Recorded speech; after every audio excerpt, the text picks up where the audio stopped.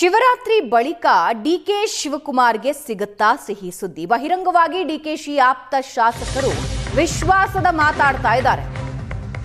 ಡಿಕೆಶಿ ದೆಹಲಿ ದಂಡಯಾತ್ರೆ ಬಳಿಕ ಆಪ್ತ ಬಣ ವಿಶ್ವಾಸ ಮಂತ್ರ ಜಪಿಸ್ತಾ ಇದೆ. ಇತ್ತ ಡಿಕೆಶಿ ಆಪ್ತ ಶಾಸಕ ಶಿವಗಂಗಾ ಬಸವರಾಜ್ ವಿಶ್ವಾಸದ ಪೋಸ್ಟ್ ಹಾಕಿದ್ದಾರೆ.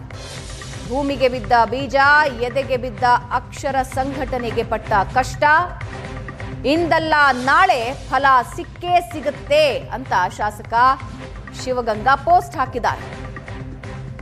ಭೂಮಿಗೆ ಬಿದ್ದ ಬೀಜ, ಎದೆಗೆ ಬಿದ್ದ ಅಕ್ಷರ, ಸಂಘಟನೆಗೆ ಪಟ್ಟ ಕಷ್ಟ, ಇಂದಲ್ಲ ನಾಳೆ ಫಲ ಸಿಕ್ಕೇ ಸಿಗುತ್ತೆ ಅಂತ ಪೋಸ್ಟ್ ಹಾಕಿದ್ದಾರೆ. ಅಧಿಕಾರ ಹಂಚಿಕೆ ಬೇಡ ಅಂತ ಸಿದ್ದರಾಮಯ್ಯ ಆಪ್ತರು ವಾದ ಮಾಡ್ತಾ ಇದ್ದು, ಹೈಕಮಾಂಡ್ಗೆ ಸ್ಪಷ್ಟ ಸಂದೇಶ ರವಾನಿಸಿದ್ದಾರೆ ಸಿಎಂ ಆಪ್ತ ಸಚಿವರು. ಬಜೆಟ್ ಅಧಿವೇಶನದ ಬಳಿಕ ರಾಜ್ಯದಲ್ಲಿ ಉಪಚುನಾವಣೆ ನಡೆಯಲಿದೆ.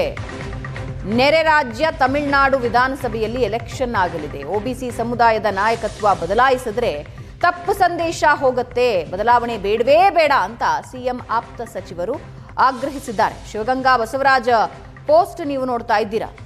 ಭೂಮಿಗೆ ಬಿದ್ದ ಬೀಜ, ಎದೆಗೆ ಬಿದ್ದ ಅಕ್ಷರ, ಸಂಘಟನೆಗೆ ಪಟ್ಟ ಕಷ್ಟ, ಇಂದಲ್ಲ ನಾಳೆ ಫಲ ಕೊಟ್ಟೇ ಕೊಡುತ್ತೆ ಅಂತ ಶಿವಗಂಗಾ ಬಸವರಾಜ್ ಪೋಸ್ಟ್ ಹಾಕಿದ್ದಾರೆ. ನಿರಂತರವಾಗಿ ಡಿಕೆ ಶಿವಕುಮಾರ್ ಅವರ ಪರವಾಗಿ ಬ್ಯಾಟ್ ಮಾಡ್ತಾನೆ ಇದ್ದಾರೆ. ಪೋಸ್ಟ್ ಮೂಲಕ ಮತ್ತೊಂದು ಸಲ ತಮ್ಮ ವಿಶ್ವಾಸ ವ್ಯಕ್ತಪಡಿಸ್ತಾ ಇದ್ದಾರೆ. ಇತ್ತೀಚೆಗೆ ದೆಹಲಿ ನಾಯಕರನ್ನ ಭೇಟಿಯಾಗಿ ಬಂದಿದ್ರು ಡಿಕೆ ಶಿವಕುಮಾರ್. 20 ನಿಮಿಷದ ಚರ್ಚೆಯಾಗಿತ್ತು. ಆ ಚರ್ಚೆಯಲ್ಲಿ ಏನಾಗಿದೆ, ಏನ್ ಭರವಸೆ ಸಿಕ್ಕಿದೆ ಸದ್ಯಕ್ಕೆ ಸೀಕ್ರೆಟ್. ಆದರೆ ಅದಾದ ಮೇಲೆ ಡಿಕೆ ಶಿವಕುಮಾರ್ ದೇವಸ್ಥಾನಕ್ಕೆ ಹೋಗಿ ಬಂದ್ರು.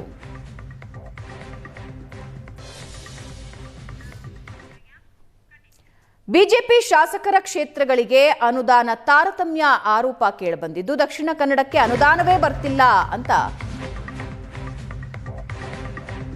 ಗುತ್ತಿಗೆದಾರರು ಹೇಳ್ತಾ ಇದ್ದಾರೆ. ಬಿಜೆಪಿ ಶಾಸಕರ ಕ್ಷೇತ್ರಗಳಿಗೆ ಸರ್ಕಾರ ಅನುದಾನನೇ ಕೊಡ್ತಾ ಇಲ್ವಾ? ಹಾಗಾದ್ರೆ ಕಾಂಗ್ರೆಸ್ ಸರ್ಕಾರ ವರ್ಸಸ್ ದಕ್ಷಿಣ ಕನ್ನಡ ಬಿಜೆಪಿ ಶಾಸಕರ ಫೈಟ್. ದಕ್ಷಿಣ ಕನ್ನಡ ಜಿಲ್ಲೆಯ ಗುತ್ತಿಗೆದಾರರು ಅಕ್ಷರಶಃ ಕಂಗಾಲಾಗಿದ್ದಾರೆ. ಸರ್ಕಾರದ ವಿರುದ್ಧ ಬಾಕಿ ಬಿಲ್ ಪಾವತಿಗೆ ಕಾಂಟ್ರಾಕ್ಟರ್ಗಳು ರಣಕಹಳೆ ಮೊಳಗಿಸಿದ್ದು, ಮಂಗಳೂರಲ್ಲಿ ಗುತ್ತಿಗೆದಾರರ ಸಂಘ ಮೀಟಿಂಗ್ ನಡೆಸೋದಕ್ಕೆ ನಿರ್ಧಾರ ತೆಗೆದುಕೊಂಡಿದೆ. ಬಾಕಿ ಬಿಲ್ ಬಿಡಿ, ನಮಗೆ ಗುತ್ತಿಗೆಗಳೇ ಸಿಗ್ತಾ ಇಲ್ಲ ಅಂತ ಅಳಲು ತೋಡ್ಕೊಂಡಿದ್ದಾರೆ. ದಕ್ಷಿಣ ಕನ್ನಡದ ಗುತ್ತಿಗೆದಾರರು ಸಭೆಯಲ್ಲಿ ಆಕ್ರೋಶ ವ್ಯಕ್ತಪಡಿಸಿದ್ದಾರೆ. ದಕ್ಷಿಣ ಕನ್ನಡ ಜಿಲ್ಲೆಯೊಂದರಲ್ಲೇ 1162 ಕೋಟಿ ಬಿಲ್ ಬಾಕಿ ಉಳ್ಕೊಂಡಿದೆ. ಬೆಳ್ತಂಗಡಿಯ ಗುತ್ತಿಗೆದಾರ ವಸಂತ ನಾಯಕ್ ಗಂಭೀರ ಆರೋಪ ಮಾಡ್ತಾ ಇದ್ದಾರೆ. 2 ವರ್ಷದಿಂದ ಸಾಮಾನ್ಯ ಅನುದಾನವೂ ಬಿಡುಗಡೆಯಾಗಿಲ್ಲ. ಸರ್ಕಾರದಲ್ಲಿ 50% ಅಭಿವೃದ್ಧಿ ಕೆಲಸಗಳು ನಡೀತಾ ಇಲ್ಲ. ದಕ್ಷಿಣ ಕನ್ನಡದ 1500ಕ್ಕೂ ಅಧಿಕ ಗುತ್ತಿಗೆದಾರ ಬಿಲ್ ಬಾಕಿ ಉಳಿದಿದೆ. ವಿವಿಧ ಇಲಾಖೆಗಳಲ್ಲಿ 1162 ಕೋಟಿ ರೂಪಾಯಿಗಳ ಬಿಲ್ ಬಾಕಿ ಉಳಿದಿದೆ ಅಂತ ಆರೋಪ ಮಾಡ್ತಾ ಇದ್ದಾರೆ. ದಕ್ಷಿಣ ಕನ್ನಡ ಜಿಲ್ಲೆಗಳಿಗೆ ಅನುದಾನ ಬರ್ತಾ ಇಲ್ಲ, ಜಿಲ್ಲೆಯ ತಾಲೂಕುಗಳಲ್ಲಿ ಯಾವುದೇ ರೀತಿ ಅಭಿವೃದ್ಧಿ ಕಾರ್ಯಗಳಾಗ್ತಾ ಇಲ್ಲ ಅನ್ನುವಂಥದ್ದನ್ನ ಸ್ವತಃ ಗುತ್ತಿಗೆದಾರರೇ ಒಪ್ಕೊಂಡಿದ್ದಾರೆ. ಹಾಗಾಗಿ ಏನಾಗ್ತಾ ಇದೆ ಅಂದ್ರೆ ಎಷ್ಟು ಹಣ ಬಾಕಿ ಇದೆ ಮತ್ತು ಯಾಕೆ ಅನುದಾನ ಬರ್ತಾ ಇಲ್ಲ ಅನ್ನೋಂಥದ್ದನ್ನ ಮಾತಾಡೋದಕ್ಕೆ ಸ್ವತಃ ಗುತ್ತಿಗೆದಾರರು ಇದ್ದಾರೆ. ಅವ್ರ ಜೊತೆ ಮಾತಾಡ್ತೀನಿ. ಸರ್, ಈಗ ಬಿಜೆಪಿಯ ಶಾಸಕರುಗಳು ಕಳೆದ ಬಾರಿ ಅಂದ್ರೆ ಇಲ್ಲಿ ಹೆಚ್ಚು ಬಿಜೆಪಿ ಶಾಸಕರುಗಳೇ ಇರುವ ಕಾರಣ ಅನೇಕ ಸಂದರ್ಭಗಳಲ್ಲಿ ಹೇಳಿದ್ರು ಅಂದ್ರೆ ಇಲ್ಲಿಗೆ ಅನುದಾನ ಬರ್ತಾ ಇಲ್ಲ, ತಾರತಮ್ಯ ಮಾಡ್ತಾ ಇದ್ದಾರೆ ಅನ್ನೋದು. ಗುತ್ತಿಗೆದಾರರಾಗಿ ನಿಮ್ಮ ಒಪಿನಿಯನ್ ಏನು? 100ಕ್ಕೆ 100 ಸತ್ಯ.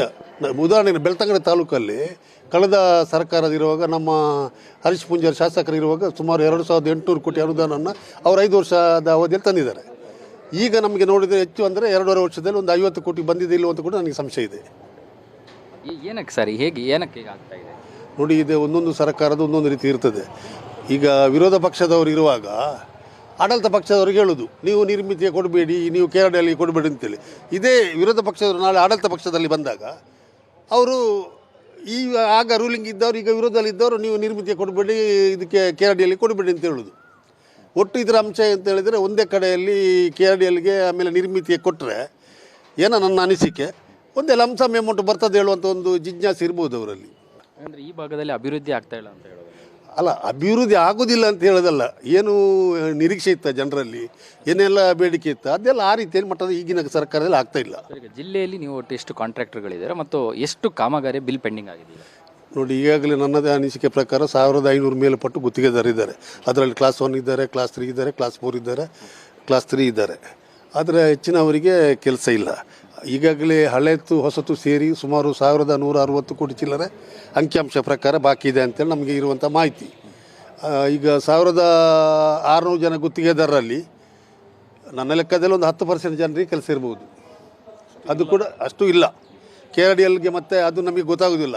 KRDLಲ್ಲಿ ಯಾರು ಕೆಲಸ ಮಾಡ್ತಾರೆ, ಯಾರು ಗ್ರ್ಯಾಂಟ್ ತರ್ತಾರೆ, ಅದು ಹೇಗೆ ವರ್ಕ್ ಎಕ್ಸಿಕ್ಯೂಷನ್ ಆಗ್ತದೆ, ಇದನ್ನು ನಾವು ಅದನ್ನು ಹೇಳಲಿಕ್ಕೆ ಬರೋದಿಲ್ಲ. ಅಲ್ಲಿ ಆದರೆ ನಡೀತಾ ಇದೆ. ಮೊನ್ನೆ ಬಂದಂಥ ಗ್ರಾಂಟ್ಗಳನ್ನು ಕೂಡ ಜಿಲ್ಲಾ ಪರಿಷತ್ತಲ್ಲಿ PWDಯಲ್ಲಿ ಎಸ್ಟಿಮೇಟ್ ಮಾಡಿಸಿ ಆ ಅನುದಾನ ಎಲ್ಲ KRDLಗೆ ಹೋಗಿದೆ. ಕೆಲವು ದೊಡ್ಡ ಗುತ್ತಿಗೆದಾರರಿಗೆ ಸಿಗ್ತಾ ಇದೆ ಕೆಲಸ, ಅವರಿಗೇನು ಸಮಸ್ಯೆಗಳಿಲ್ಲ ಅನ್ನೋದು, ಅಂದರೆ ಅವರು ಹೆಚ್ಚು ಕಮಿಷನ್ ಕೊಡ್ತಾರೆ ಅನ್ನೋ ಕಾರಣಕ್ಕೆ. ನೋಡಿ, ದೊಡ್ಡದು ಯಾಕೆ ಮಾಡಿದ್ದಾರೆ ಅಂತೇಳಿದ್ರೆ, ನೋಡಿ 5 ಕೋಟಿಗೆ ಕ್ವಾಲಿಫಿಕೇಷನ್ ಬೇರೆ, 50 ಕೋಟಿಗೆ ಕ್ವಾಲಿಫಿಕೇಷನ್ ಬೇರೆ. 50 ಕೋಟಿಗೆ ನಮಗೆ ಟೆಂಡರ್ ಹಾಕಲಿ ನಮಗೆ ಫ್ರೀ ಕ್ವಾಲಿಫಿಕೇಷನ್ ಇರುವುದಿಲ್ಲ ಅಲ್ವಾ? ಅದಕ್ಕೆ 50 ಮಾಡ್ತಾರೆ. ಅವಾಗ ನಾವೆಲ್ಲ ಸಣ್ಣ ಪುಟ್ಟ ಅವರೆಲ್ಲ ಕಾಂಪೀಟ್ ಮಾಡದೇ ಮಾಡುವಂಥದ್ದು ಹುನ್ನಾರ.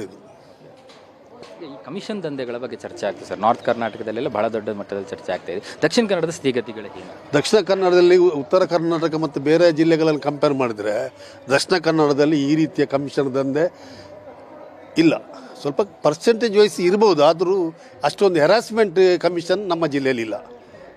ಇಲ್ಲಿ ಅಧಿಕಾರಿಗಳು ಕೆಲಸ ಮಾಡುವ ಕಡೆಗೆ ಒಂದು ಉತ್ಸಾಹ ತೋರ್ತಾ ಇದ್ದಾರಾ, ಅಥವಾ ರಾಜಕಾರಣಿಗಳದ್ದೇನೋ ಸಮಸ್ಯೆ ಆಗ್ತಾ ಇದೆಯಾ, ಅನುದಾನವೇ ಬರ್ತಾ ಇಲ್ಲ, ಅಂದರೆ ಇದನ್ನೆಲ್ಲ ಹೇಳ್ತಾ ಇದ್ದಾರೆ. ನೋಡಿ, ಸರ್ಕಾರ ಅನುದಾನ ಕೊಟ್ಟರೆ ಮಾತ್ರ ಅಲ್ಲ, ಇಂಜಿನಿಯರ್ಗಳು ಎಸ್ಟಿಮೇಟ್ ಮಾಡೋದು, ಸ್ಯಾಂಕ್ಷನ್ ಮಾಡೋದು, ಟೆಂಡರ್ ಕರೆಯೋದು. ಸರ್ಕಾರದ ಗ್ರಾಂಟ್ ಇಲ್ಲದೆ ಇವರು ಟೆಂಡರ್ ಹೇಗೆ ಮಾಡೋದು? ಅನುದಾನ ತರುವುದು, ಅನುದಾನ ಇಲ್ಲದೆ ಅವ್ರಿಗೆ ಇವರು ಎಸ್ಟಿಮೇಟ್ ಮಾಡೋದು ಹೇಗೆ, ಗ್ರಾಂಟ್ ಮಾಡೋದು ಹೇಗೆ? ಗುತ್ತಿಗೆದಾರರಾಗಿ ಈ ಗ್ಯಾರಂಟಿ ಸ್ಕೀಮ್ಗಳಿಂದಲೇ ಅನುದಾನ ಸರ್ಕಾರದ ಬೊಕ್ಕಸ ಖಾಲಿಯಾಗಿದೆ ಅನ್ನೋಂಥ ಒಂದು ಎಲಿಗೇಷನ್ ಪೊಲಿಟಿಕಲಿ ಆಗ್ತಾ ಇರುವಂಥದ್ದು ಒಬ್ಬ ಗುತ್ತಿಗೆದಾರನಾಗಿ. ಅಲ್ಲ, ನಿಜವಾಗಿ ಇರ್ಬೋದು.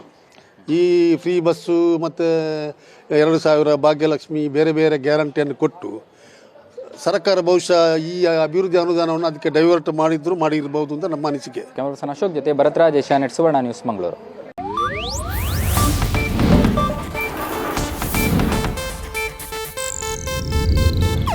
ಇದು ಏಷ್ಯಾನೆಟ್ ನ್ಯೂಸ್ ನೆಟ್ವರ್ಕ್ ಪ್ರಸ್ತುತಿ.